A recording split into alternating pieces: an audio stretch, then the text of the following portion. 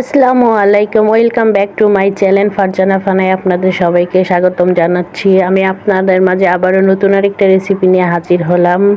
আমি আজকে রান্না করছি লাউ চিংড়ি, আর আমি এটা কিভাবে রান্না করছি সেটা দেখতে হলে আমার সম্পূর্ণ ভিডিওটা দেখতে হবে। আমার সম্পূর্ণ ভিডিওটা দেখার পর যদি আপনার ভালো লেগে থাকে তাহলে প্লিজ আমাকে সাবস্ক্রাইব করে দিবেন এবং পাশে বেল আইকনটা ক্লিক করে দিবেন। তো আমি এখন মূল রেসিপিতে চলে যাচ্ছি। আমি লাউ চিংড়ি রান্না করব। লাউ বাজার থেকে নিয়ে এসেছি একটা বড় সাইজে, প্রায় 60 টাকা দিয়ে। আপনারা কে কোথা থেকে কোন জেলা থেকে দেখতেছেন প্লিজ কমেন্টে জানাবেন, আর আপনাদের ওখানে লাউয়ের দাম কত আর চিংড়ির দাম কত সেটাও জানাবেন। তো আমি লাউটাকে কেটে ধুয়ে বেছে রেখে দিয়েছি পানিতে ডুবিয়ে।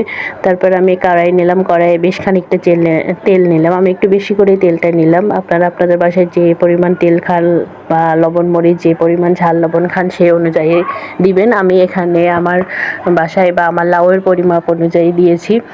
তো তেলটা দেওয়ার পর আমি 1 কাপ পেঁয়াজ দিলাম। পেঁয়াজ দিয়ে ভালো করে নেড়ে চেড়ে একটু ব্রাউন কালার হয়ে আসলে আমি আদা রসুন বাটা দিলাম। আদা রসুন বাটাটা দিয়ে একটু ভালোভাবে নেড়ে নিব, একটু বেশি করে। কারণ হচ্ছে আদা রসুন বাটার যে একটা কাঁচা গন্ধটা আছে এই ফ্লেভারটা যাওয়া পর্যন্ত নেড়ে চেড়ে নিব। তারপর আমার নিচে একটু লেগে লেগে যাচ্ছিলো দেখে আমি একটু পানি দিয়ে নিলাম। পানি দিয়ে আমি আবারও ভালোভাবে নেড়ে চেড়ে কাঁচা গন্ধটা যাওয়া পর্যন্ত আবারও ভালো করে কষিয়ে নেব। এবং যখন দেখব যে পানিটা শুকিয়ে তেল তেল হয়ে আছে তখন তার মধ্যে আমি মশলাগুলো অ্যাড করব, হলুদ গুঁড়া মরিচ গুঁড়া। তো আপনাদেরকে আবারও বলতেছি, আমার ভিডিও ভালো লাগলে প্লিজ সাবস্ক্রাইব করে দিবেন, বেল আইকনটি ক্লিক করে দিবেন। আমি এখানে 1.5 চামচের মতো হলুদ নিলাম, আর তারপর আমি মরিচ দিব প্রায় 1 চামচের একটু বেশি। আমি আবারও বলছি যে আপনারা আপনাদের পরিমাপ অনুযায়ী লবণ ঝালটা দিবেন। তো মরিচ দেওয়ার পর আমি 1 চামচ ধনিয়ার গুঁড়া দিব। তো আমি কয়েকদিন যাবৎ খুব বেশি অসুস্থ ছিলাম, ভিডিও ঠিক মতো দিতে পারি নাই। তারপর চেষ্টা করেছি আপনাদের মাঝে ভিডিওটা দেওয়ার জন্য। তারপর হলুদ গুঁড়া মরিচ গুঁড়া এবং ধনিয়া গুঁড়া জিরিয়া গুঁড়া দিলাম। দেওয়ার পর আমি 2 চামচ লবণ দিলাম। লবণ দিয়ে মশলাটাকে এবার ভালোভাবে কষাবো। আমি এখানে বাড়তি কোনো মশলা অ্যাড করি নাই, করব না। খুব সাধারণভাবে রান্না করব, বাঙালির রান্না।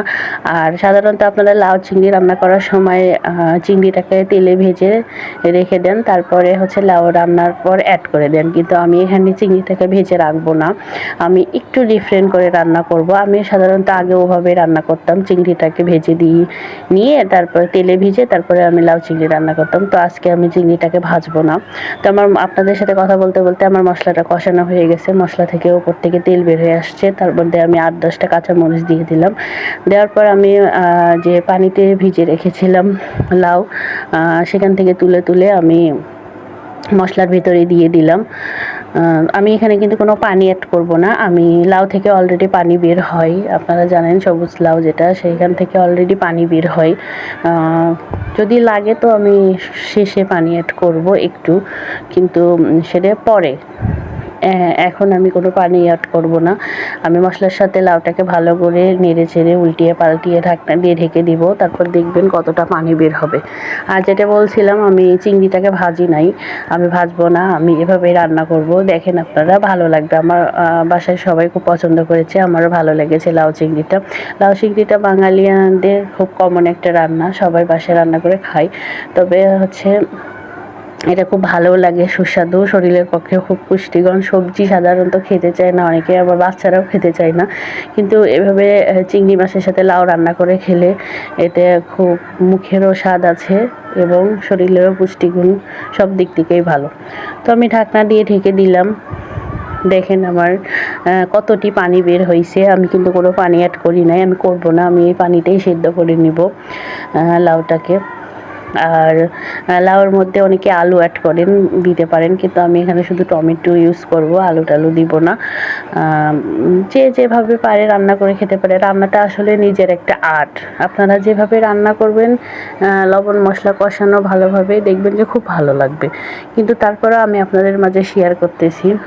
এই যে দেখুন, আমি চিংড়ি মাছটা কিন্তু ভাজি নাই, আমি সেই লাউয়ের ঝোলের উপরেই চিংড়ি মাছটা দিয়ে ঢেকে রাখলাম। আমি প্রায় 10-15 মিনিট ঢেকে রেখেছি এবং ঢাকনাটা তুলে আবারও দেখাচ্ছি, দেখেন কেমন হয়েছে।